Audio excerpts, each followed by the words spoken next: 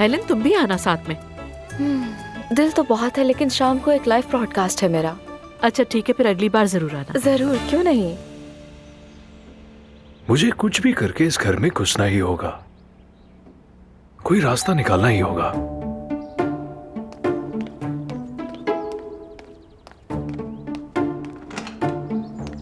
Good morning अम्मी। खुश आमदीद। घर की नौकरानी कहाँ है? वो चली गई है।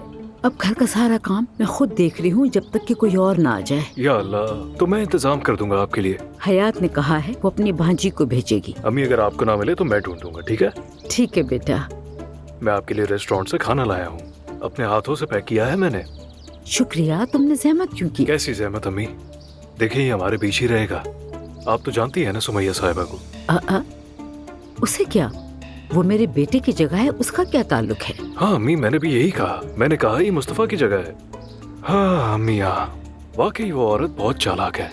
आप उसके मासूम चेहरे पर मत जाइएगा। हस्बुनल्लाह। मैं सब संभाल लूंगा अम्मी, आप फिक्र मत करें। अच्छा बुरा न माने तो एक बात कहूँ, मैं देखे बगैर नहीं रह सका। ये खिड़कियों को क्या हुआ है? हाय क्या कहूँ, इस्माइल इन खिड़कियों को साफ कर रहा था। दरअसल वो बीमार हो गया, अब अगले हफ्ते ही आएगा। इस काम के लिए हफ्ता इंतजार नहीं कर सकते, मैं हूँ ना इस काम के लिए।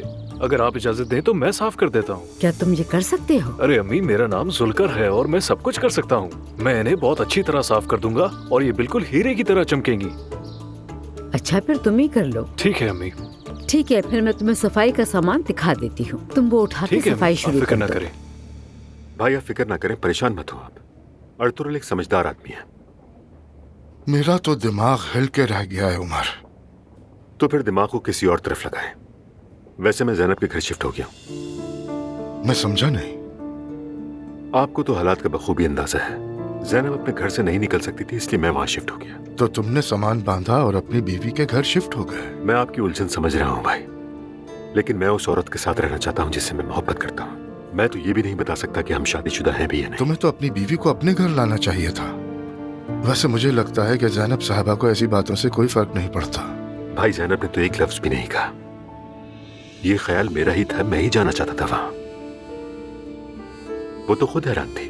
मैं भी बहुत हैरान हूँ। खैर मुबारक हो, फैसला तो कर ही लिया है तुमने।